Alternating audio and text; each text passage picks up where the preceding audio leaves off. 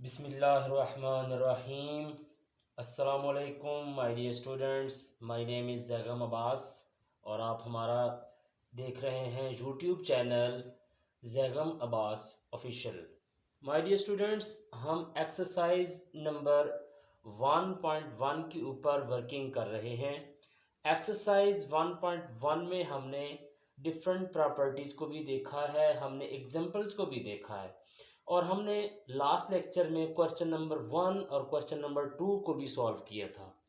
आज के लेक्चर में हम question number 3 and question number 4 solve करने जा रहे हैं।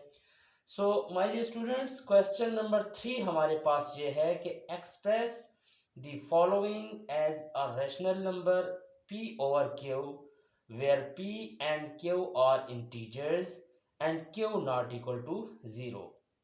क्वेश्चन में ये कहता है कि हमारे पास जो रेशनल नंबर्स होते हैं वो p ओवर q की फॉर्म में होते हैं और p एंड q जो होते हैं वो इंटीजर्स होते हैं। इंटीजर्स से क्या मुराद है? 0 plus minus 1 plus minus 2 plus minus 3 up to so on, ये सारे इंटीजर्स होते हैं और इसका जो डिनोमिनेटर है q वो नॉट इक्वल टू 0 होगा। कभी भी q ज़ीरो की इक्वल नहीं हो सकता। अगर q ज़ीरो की इक्वल होगा तो हमारे पास फंक्शन अनडिफाइन हो जाता है। सो हमारे पास पार्ट नंबर 1 है 0.4 बार। 0.4 बार को हमने सॉल्व करना है।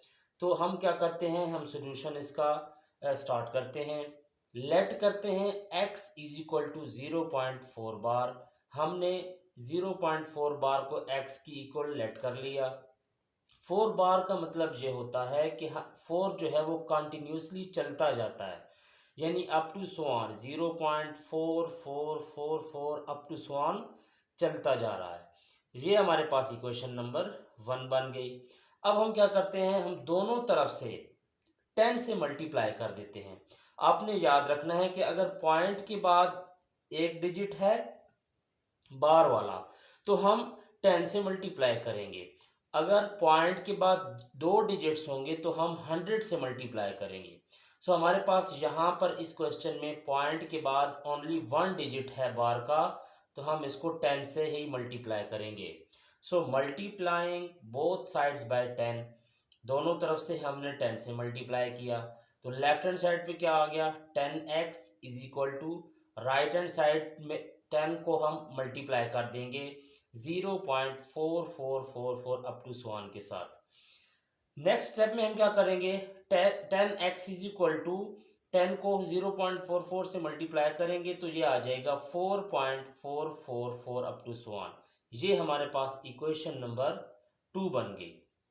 अब हमारे पास दो इक्वेशंस अगर आ जाएं तो उनको सॉल्व करने के दो तरीके होते हैं, या तो हम उन दो इक्वेशंस को ऐड कर देते हैं या फिर सब्ट्रैक्ट कर देते हैं।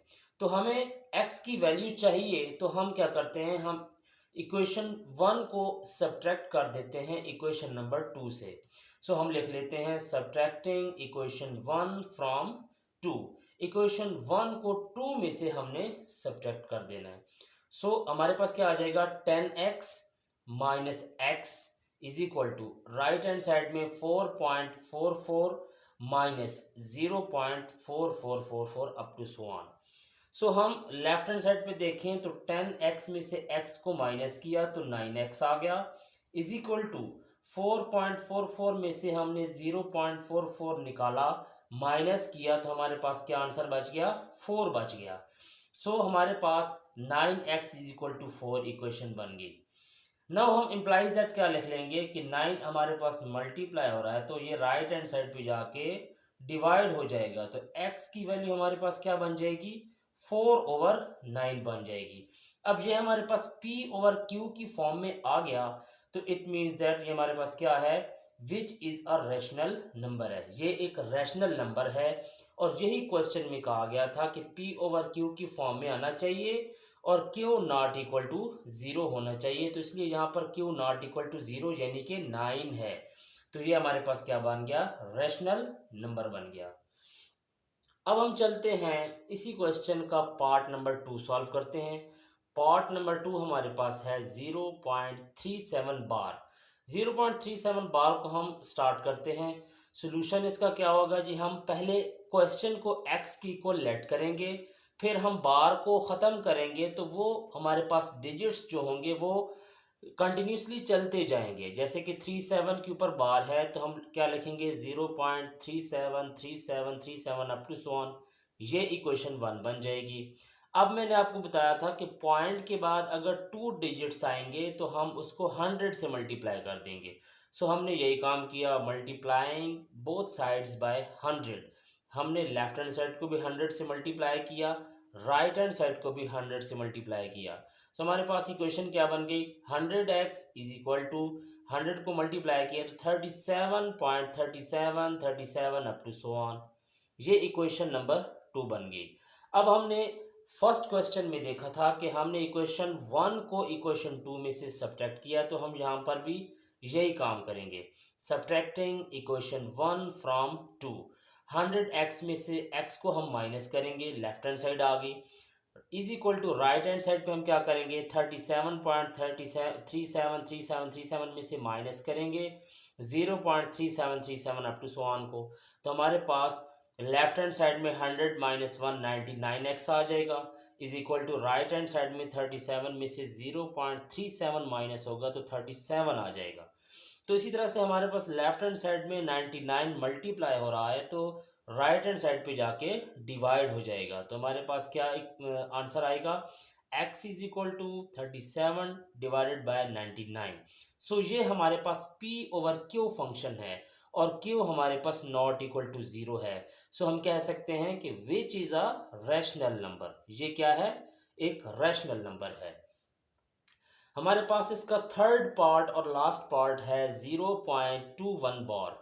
हम अगेन से इस इक्वेशन को, इस क्वेश्चन को हम x की इक्वल लेट करेंगे, यानी x इज इक्वल टू 0.21 बार। तो हम इसको कैसे लिख सकते हैं, बार हटाएंगे तो 0.212121 अप टू स्वान, ये इक्वेशन हमारे पास क्या हो जाएगी, 1 हो जाएगी। अब मैंने बताया था कि पॉइंट के बाद अगर 2 डिजिट्स आएंगे तो हम 100 से मल्टीप्लाई कर देंगे, तो दोनों तरफ से हम 100 से मल्टीप्लाई कर रहे हैं, यानी multiplying both sides by 100। Left hand side पे क्या आ गया, 100x is equal to 21.212121 up to so on, ये हमारे पास इक्वेशन सेकेंड बन गई। फिर हमने क्या कहा था कि 1 को 2 में से हमने सब्ट्रैक्ट करना है, यानी सब्ट्रैक्टिंग इक्वेशन 1 फ्रॉम 2। सो हमारे पास लेफ्ट हैंड साइड क्या बन गई, 100x minus x left hand side is equal to 21.2121 up to so on minus 0.2121 up to so on. So हमारे पास लेफ्ट हैंड साइड बन जाएगी 100 minus 1 is equal to 99x is equal to 21 में से 0.21 हम माइनस करेंगे तो 21 हमारे पास रह जाएगा। 99 लेफ्ट हैंड साइड पे मल्टीप्लाई हो रहा है तो राइट हैंड साइड पे डिवाइड हो जाएगा। सो x की वैल्यू क्या हो गई, 21 डिवाइडेड बाय 99। सो ये p ओवर q की फॉर्म में है और q नॉट इक्वल टू 0 है। So this is a rational number, which is rational number. ये हमारे क्वेश्चन नंबर 3 था और इसके 3 पार्ट्स थे, मैंने 3 के 3 पार्ट्स आपको सॉल्व करके दिखा दिए। हमारा इस लेक्चर का दूसरा क्वेश्चन है क्वेश्चन नंबर 4। क्वेश्चन नंबर 4 में उसने कहा हुआ है कि आप हमें बताएं name the property used in the following, यानी जितने भी क्वेश्चंस हैं इन क्वेश्चंस को देखते हुए आपने ये बताना है कि ये किस प्रॉपर्टी से बिलोंग करते हैं या इस पे कौन सी प्रॉपर्टी यूज हो रही है। सो फर्स्ट क्वेश्चन हमारे पास है a+4+b is equal to a+4+b। सो इसका ये मतलब हुआ कि हम इस क्वेश्चन को देखेंगे और इस क्वेश्चन को देखते हुए हम प्रॉपर्टी देखेंगे कि कौन सी लग रही है। तो हमने प्रॉपर्टी पढ़ी थी a+b+c is equal to a+b+c। सो वो प्रॉपर्टी कौन सी थी, एसोसिएटिव प्रॉपर्टी ओवर एडिशन। चूंकि इसमें एडिशन का साइन यूज हो रहा है तो हम इसलिए क्या लिखेंगे कि ये एसोसिएटिव प्रॉपर्टी थी ओवर एडिशन। सेकेंड पार्ट है इसमें √2 plus √3 is equal to √3 plus √2, यानी left hand side right hand side के इक्वल है। तो हमने पढ़ा था कि a plus b is equal to b plus a. वो कौन सी प्रॉपर्टी थी? वो थी कम्यूटेटिव प्रॉपर्टी। सो इसमें प्लस का साइन यूज हो रहा है, तो हम इसको क्या लिखेंगे? Commutative property over addition. Third one है हमारे पास x minus x is equal to zero. अब हमारे पास हमने एक प्रॉपर्टी पढ़ी थी कि अगर दोनों एक दूसरे का इन्वर्स हो जाएं तो वो कौन सी प्रॉपर्टी होती है? वो एडिटिव इन्वर्स की प्रॉपर्टी होती है। सो इस क्वेश्चन को देखते हुए हम इसका आंसर क्या लिखेंगे? Additive inverse property. Fourth one है हमारे पास a into b plus c is equal to a b plus a c. अगर आप देखें तो इसमें मल्टीप्लाई भी यूज़ हो रहा है, इसमें प्लस भी यूज़ हो रहा है। तो हमने एक प्रॉपर्टी पढ़ी थी और वो एज इट इज़ यही थी, तो हम इसको क्या पढ़ते हैं? हम इसको देखते हैं left distributive property. Previous lectures में हमने प्रॉपर्टीज़ को डिस्कस किया था। पार्ट नंबर 5 है हमारे पास 16 plus zero is equal to 16। हमने एक प्रॉपर्टी पढ़ी थी a plus zero is equal to a. तो वो प्रॉपर्टी कौन सी थी? आइडेंटिटी। सो इस क्वेश्चन को देखते हुए हम इसका आंसर क्या लिखेंगे? Additive identity property. Part number 6 है हमारे पास 100 into one is equal to 100। हमने एक प्रॉपर्टी पढ़ी थी a into one is equal to a. तो हमारे पास वो प्रॉपर्टी कौन सी थी? आइडेंटिटी थी, बट कौन सी? मल्टीप्लिकेटिव। सो ये प्रॉपर्टी कौन सी होगी? Multiplicative identity property. Part number हमारे पास 7 है जो कि सेकंड लास्ट पार्ट है। 4 multiply by 5 multiply by 8 is equal to 4 multiply by 5 multiply by 8। हमने ये भी प्रॉपर्टी पढ़ी थी a into b into c is equal to a into b into c. तो वो प्रॉपर्टी कौन सी थी? मल्टीप्लिकेटिव थी, बट किसकी? एसोसिएटिव की, क्योंकि इसमें a b c 3 letters use हो रहे हैं। सो इसका आंसर क्या हुआ? Associative property under multiplication. Last one हमारे लेक्चर का आज जो पार्ट है वो है a b is equal to b a. ये एज इट इज़ प्रॉपर्टी हमने प्रीवियस लेक्चर में पढ़ी थी कि अगर ए बी मल्टीप्लाई करें तो इसका आंसर बी ए के इक्वल आएगा, और वो क्या था? कम्यूटेटिव प्रॉपर्टी थी अंडर मल्टीप्लिकेशन। इसमें चूंकि मल्टीप्लाई हो रहा है तो इसलिए हम इसको क्या बोलेंगे? Commutative property under multiplication. So dear students, आज के इस लेक्चर में हमने क्वेश्चन नंबर 3 को देखा और हमने क्वेश्चन नंबर 4 को देखा। नेक्स्ट लेक्चर में हम क्वेश्चन नंबर 5 और क्वेश्चन नंबर 6 को देखेंगे।